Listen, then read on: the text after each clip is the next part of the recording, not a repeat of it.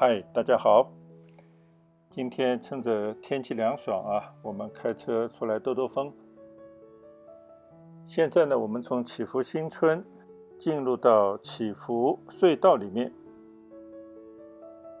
祈福隧道呢，已经通车好多年了啊。我如果没有记错的话呢，应该是在2017年的冬至那一天正式通车的。据说呢，为了建这条祈福隧道啊，祈福集团也花了血本，出了不少钱，而且呢还搭上了一些土地啊，终于呢使得我们祈福的村民啊出行呢可以通过这条隧道直接呢连通到金山大道上。现在呢我已经是出到了金山大道上啊。金山大道呢，我的左手边啊有一条广明高速啊，现在叫广台高速，因为升得越来越远了。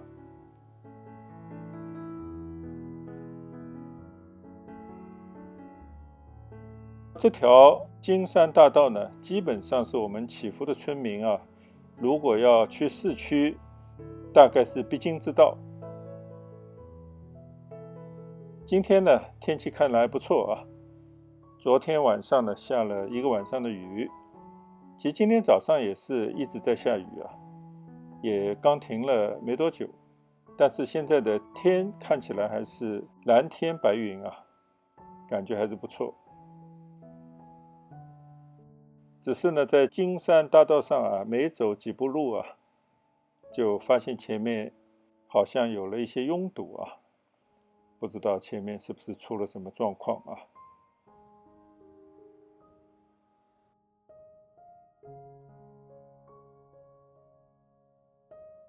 在广州开车呢，一定要有耐心。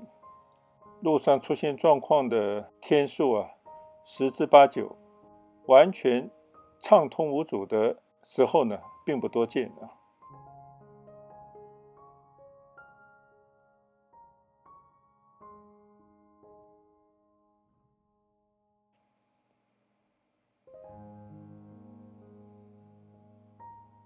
果然呢，车快到番禺大道的时候呢，就发现啊，前方有2台车发生了追尾，一台货车呢追上了一台轿车啊，造成了刚才金山大道上的拥堵。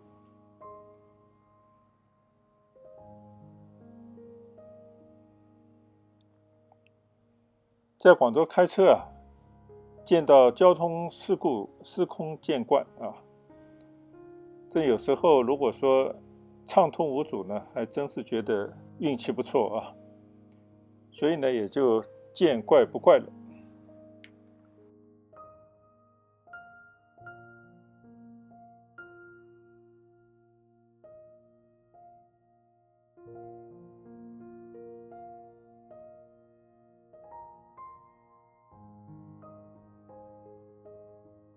番禺大道呢，作为一条南北向的交通要道啊，从过了番禺大桥，一直呢可以通到南沙。以前我们在很多次视频当中呢，也跟大家拍过很多回。今天呢，我们就是想借到番禺大道走一段，然后呢，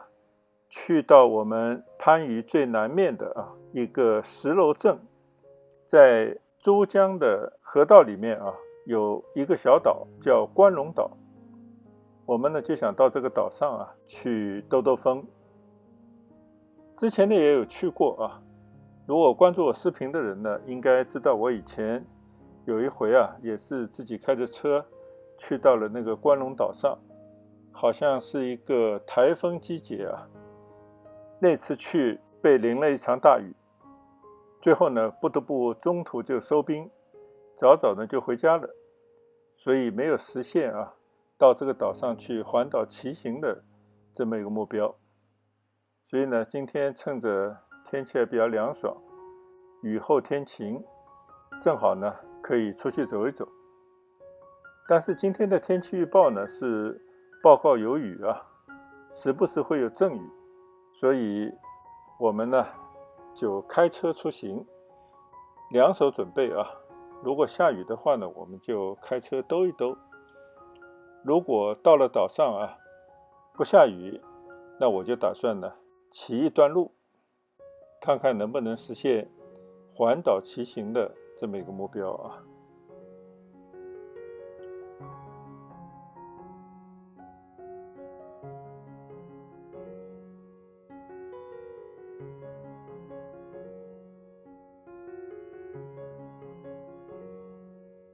在番禺大道啊行驶没多久呢，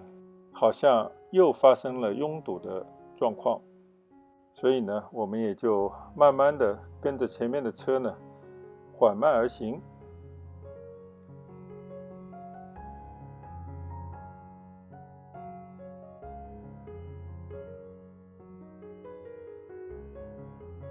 最近在网上也看过不少啊交通事故的视频，有些呢是把很多个交通事故啊放在一起来播的，发现有很多呢都是无厘头啊，或者要不就是缺心眼，但是呢都有一个共同的表现啊，就是都是藐视交通法规的存在。看到很多国外啊，尤其是北美的那些发生的事故，大多呢都是鲁莽驾驶造成，场面呢失控啊，甚至有很多惨剧的发生。但是国内的一些交通事故啊，一般呢都是不懂礼让，一味的抢道造成了一些小小的擦碰，或者呢因为没有保持车距，甚至还有呢一边开车一边看手机，一不注意呢就造成追尾啊。然后呢就会看见有些司机就下了车在那边讲述，要不呢就是打电话叫警察来。在这样的一个过程当中呢，就会造成一个拥堵啊。所以现在呢，估计前方就是因为有事故啊，造成了这样的拥堵啊。所以呢，也就跟随着前面的车呢，只能慢慢的前行。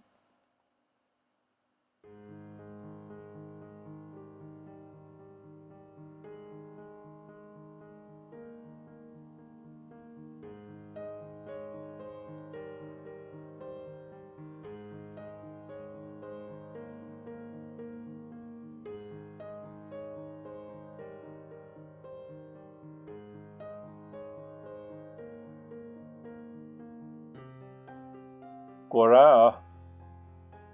到了这边的话呢，就在左车道啊，上面就有看到，好像有3辆车连环相撞，警察已经来了，正在这边处理。所以这样的事故呢，虽然不能肯定它的原因啊，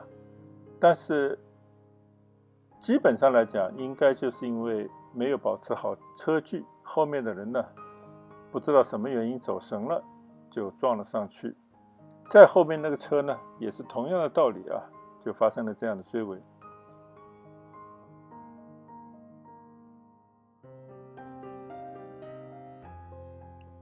今天呢，在番禺大道上啊，短短的这么几公里吧，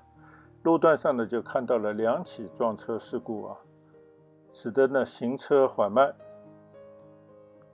番禺大道上的高架啊，限速是80公里每小时，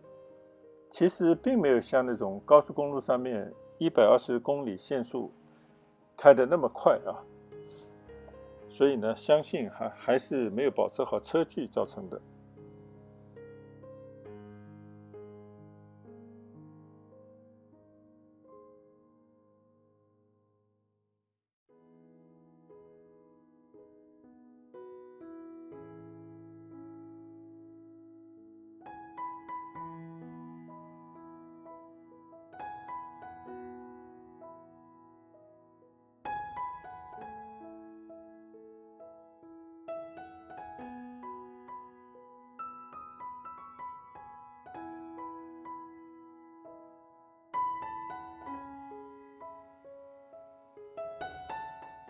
番禺大道呢，在快速化以后啊，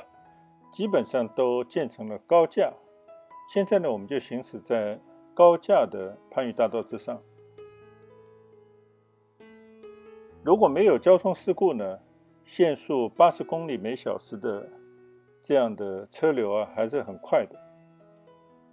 所以我们从祈福新村出来，如果利用番禺大道去南沙的话呢，如果一路顺利啊，大概也就是30多分钟就可以到南沙的地头了。那今天呢，我们是要去的地方已经接近南沙啊，就在南沙的跟前了。经过了刚才这一段的拥堵路段啊，2个事故，幸好呢都不是很严重啊。现在呢，我们就一路往南而去。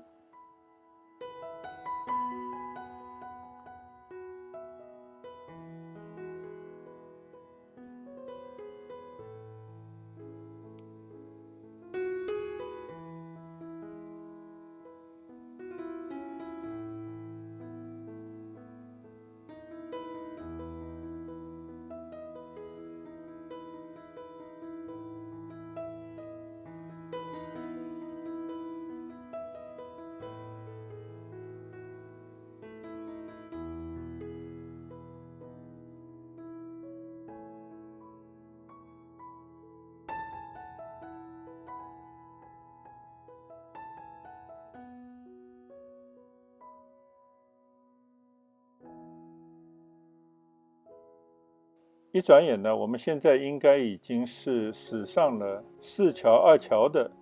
这条公路桥。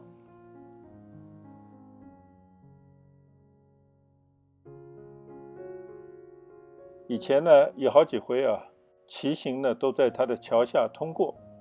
这座桥呢，就是横跨在4桥水道上的一座专门走车的一座桥梁，因为它的边上呢是没有机动车以外的这些骑行道的。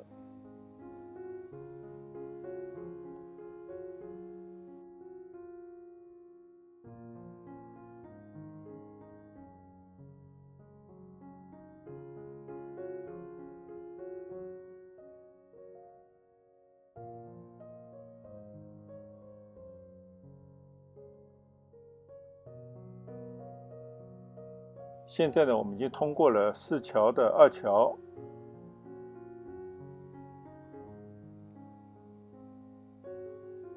前方呢还有一座大桥啊，就是沙湾大桥。但是呢，我们并不打算经过沙湾大桥，而是呢在沙湾大桥前面呢就掉头。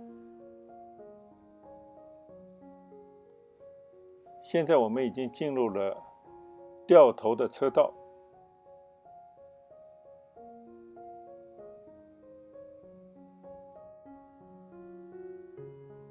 从刚才看到的路牌上呢，就可以看到啊，前方呢就是沙湾大桥。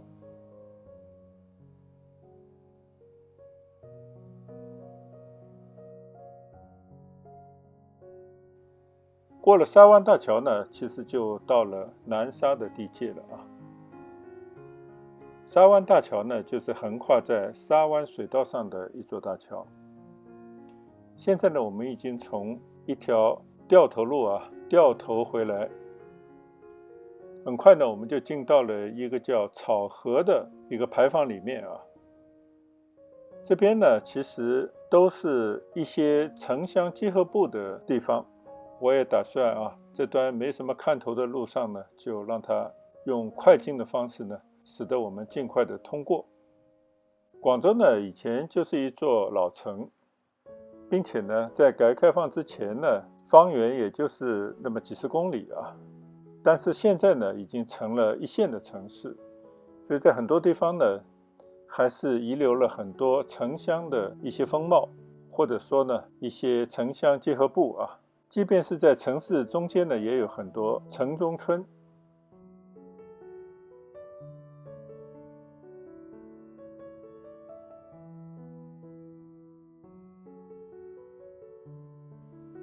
刚刚呢，我们已经从草河啊一条叫德语路的一条马路呢，转入了草宜路啊。就像路名所示啊，果然风光宜人，两边呢都是绿色啊。虽然呢马路并不宽敞，但是呢，乡野气息啊扑面而来，感觉还不错。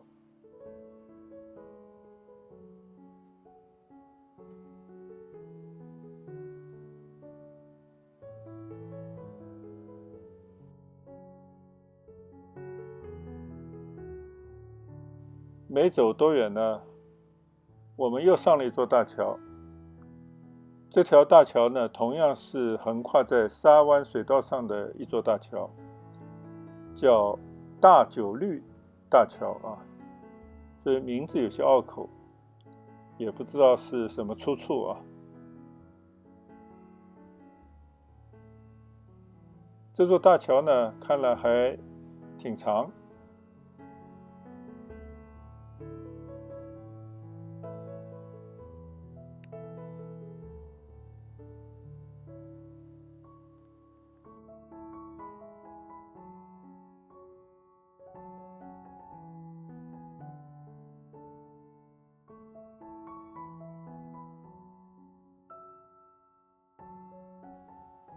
下了大桥呢，就有一个查走私这样的一个岗哨啊。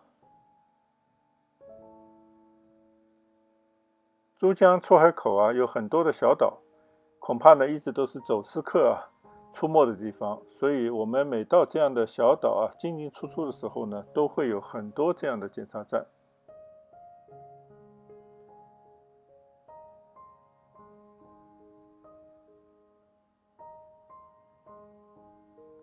过了大九绿大桥呢，就已经来到了市南路上了。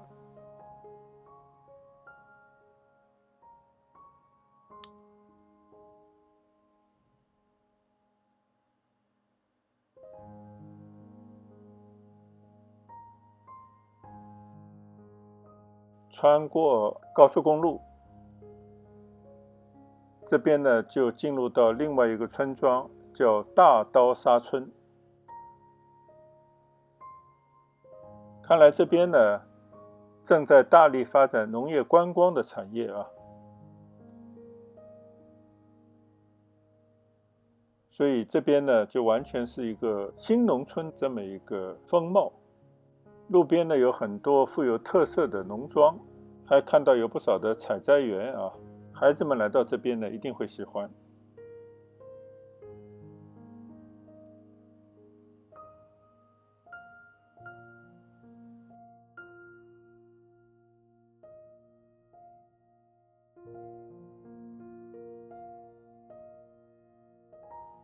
这里的马路啊虽然不宽啊，而且也没有专门的单车骑行道，但是呢两边的绿植啊，让车呢好像行驶在一个绿色的环境当中，还是有一种心旷神怡的感觉啊。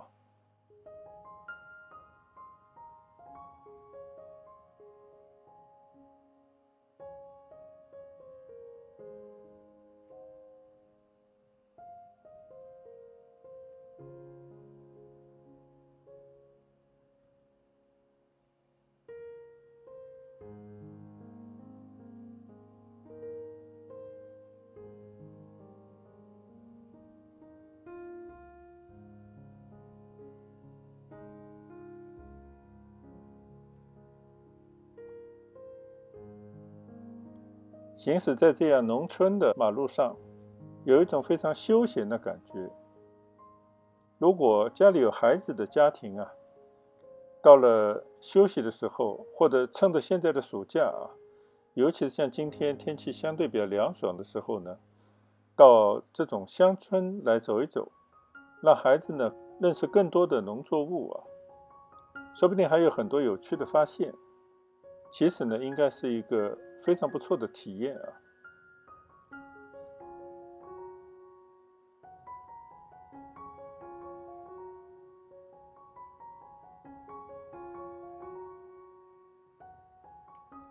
我自己呢，就非常的喜欢啊，平时开着车就到这些乡下地方来兜一兜，特别喜欢去到那些没有什么人的地方，自己呢也很少涉足的地方了，就感觉呢在绿色环抱当中啊，呼吸都变得非常的顺畅啊，有一种自由自在的这种感觉。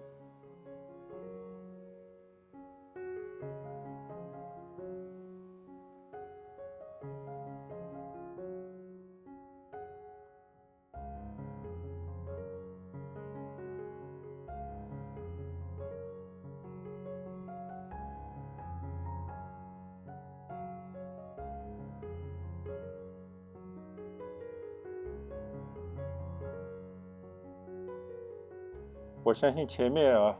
开车的这位司机呢，也是贪恋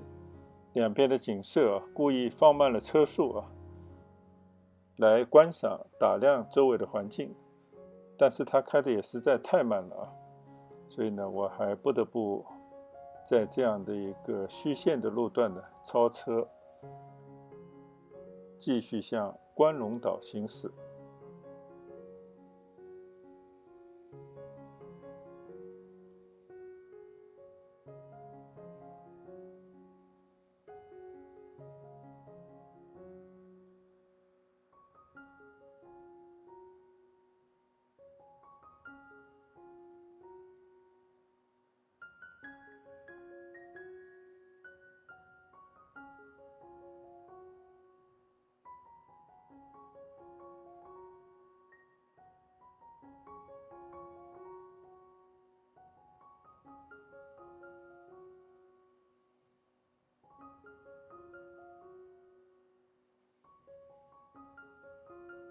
好像这段路呢也有4-5公里那么长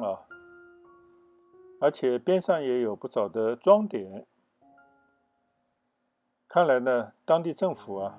也是不遗余力的在推动这边现代乡村的建设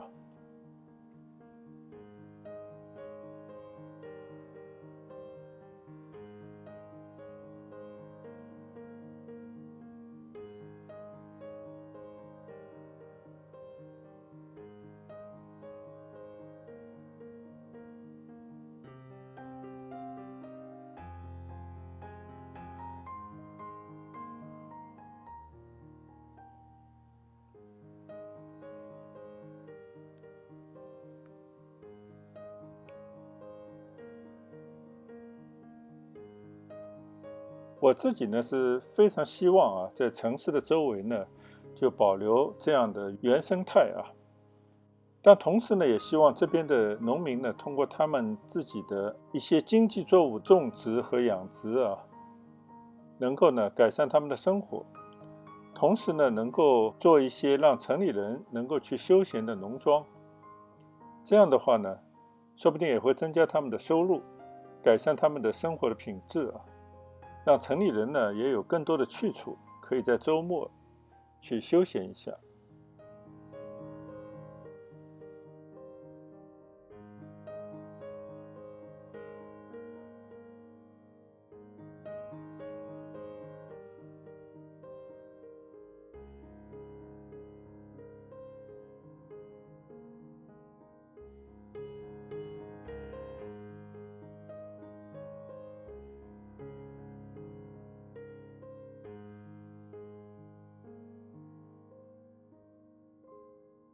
转眼间呢，我们就上了另外一座大桥——关龙岛大桥顾名思义呢，我们现在一下这个关龙岛大桥就已经来到了关龙岛上。这里呢，应该是番禺区石楼镇的地方。我刚才看到一个牌子上写的叫清流村，也就是说，这个关龙岛呢是属于清流村这样的一个村庄的。那我们就开车环岛一周吧。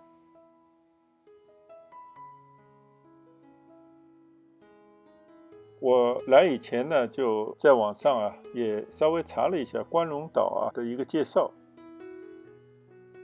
跟很多珠江这个里面的小岛一样都是一些泥沙冲击而成的一个小岛。在珠江里面有好多好多个这样的小岛，只不过呢，这个小岛呢就已经成了番禺和南沙的一个分界线。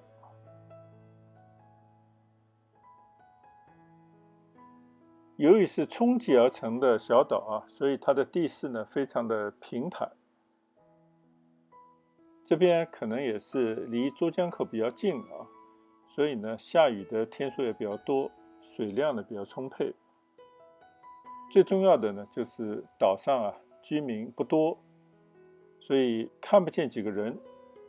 我们现在行驶在岛上右手边呢就是沙湾水道，左手边呢就是岛上的一些鱼塘，应该是养鱼的那些专业户啊经营的这些鱼塘。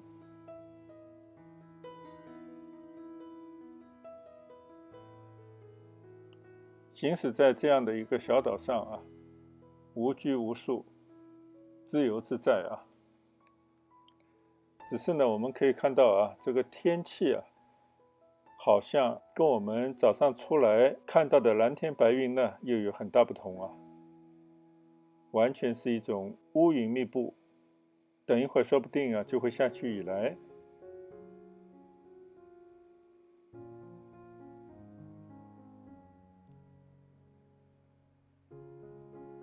光龙岛呢，它的最南端可能就是到了珠江口了，就是我们说的啊狮子洋。珠江口呢有狮子洋和伶仃洋两个部分啊，靠近东面的呢叫狮子洋。所以这边呢慢慢的啊，可能也是因地制宜吧，正在把这个小岛啊变成一个观光小岛啊。虽然现在还没有看到有太多的这些措施，但是呢已经有这样很漂亮啊很通畅的环岛的骑行道啊，而且呢岛的外面就是宽阔的沙湾水道，里面呢还有很多的池塘，相信的是很多人愿意到这边来休闲的地方。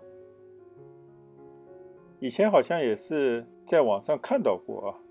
这里也是大家喜欢去骑行的一条道。我今天呢其实也是冲着这个而来，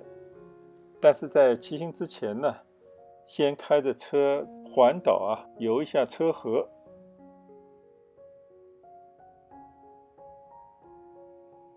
这个岛呢在南面呢就是南沙了啊，所以刚刚呢我在车上我是看到庆盛枢纽就在它的隔壁啊。那么庆盛这个地方呢，现在还有一个香港科技大学，今年9月份就要招生开学了。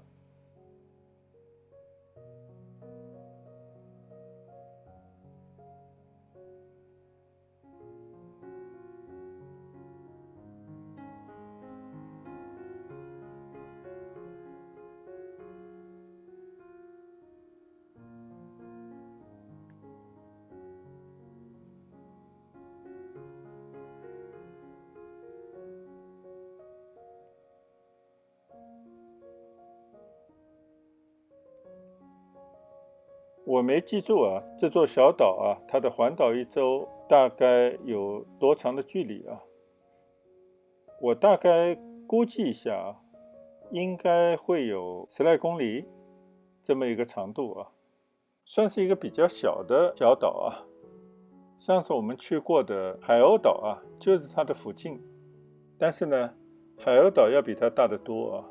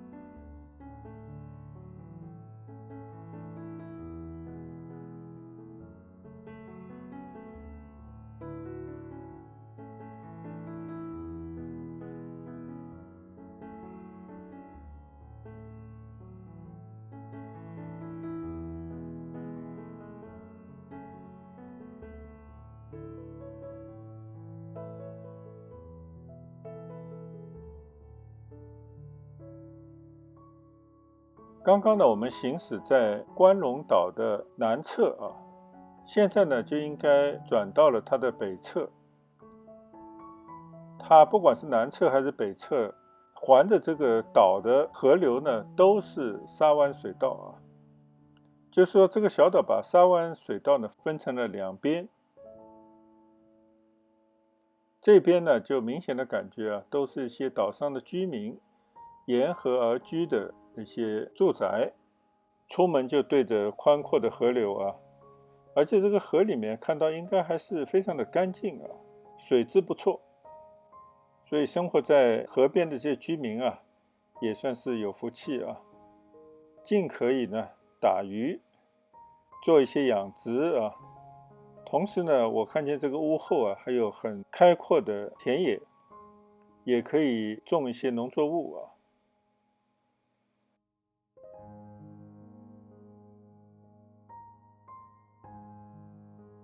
这边应该是一个小码头。有意思的是呢，在这个道路上还专门做了一个凉亭，车呢就从这个凉亭里面穿行而过。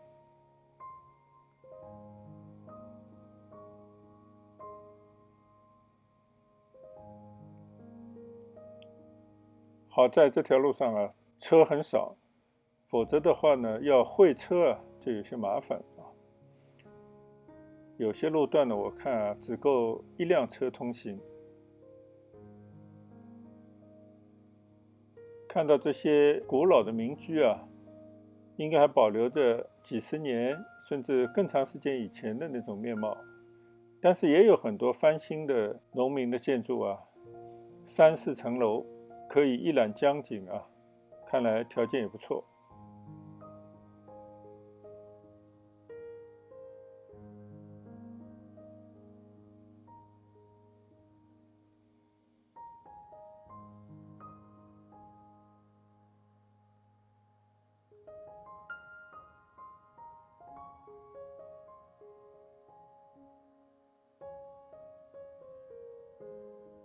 在没有人行走啊，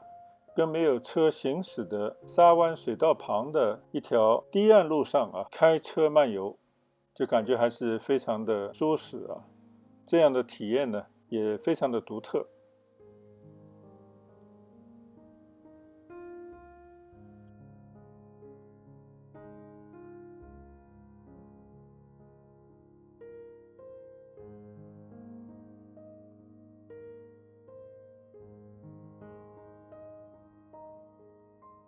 所以有时候呢，你只要稍微开车去到几十分钟以外的地方，可能是一处农村啊，可能是一处公园，也可能是一处河边，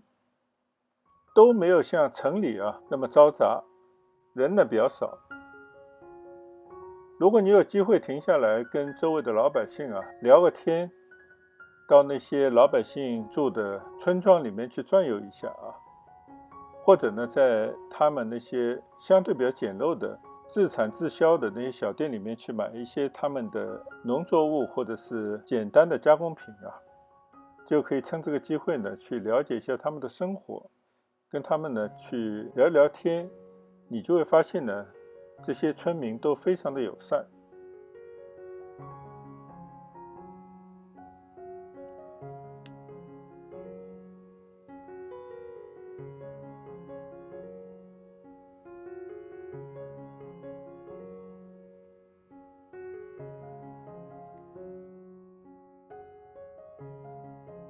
同样是在关龙岛上啊，我们行驶在它的北侧啊，就是现在行走的这条堤岸的路上啊，看到的左手边的都是各种各样的民居，有些看上去建得相当不错啊，也有一些呢还是比较简陋，但不管怎么说呢，都是实实在在的这边的农村人的生活一种状态啊，很接地气。同时呢，也感到啊，在这样的一种地方生活的人们，应该心态都比较平和。其实他们的幸福感啊，可能比城里那些追逐财富啊，希望财富得到不断积累的城里人呢，其实有更多的快乐。我对此呢是深信不疑的。作为一个郊区的农民啊，他毕竟来讲还是紧靠着一座大城，所以呢，生活的物资啊、采购、教育啊、医疗这方面呢，基本上也够得着。生活所需要的这些资源、物品呢，基本上还算丰富啊。我们也看到这边的农民的房子门前有很多家都是停着家车，相信呢，他们的生活跟普通老百姓啊，并没有太多的区别。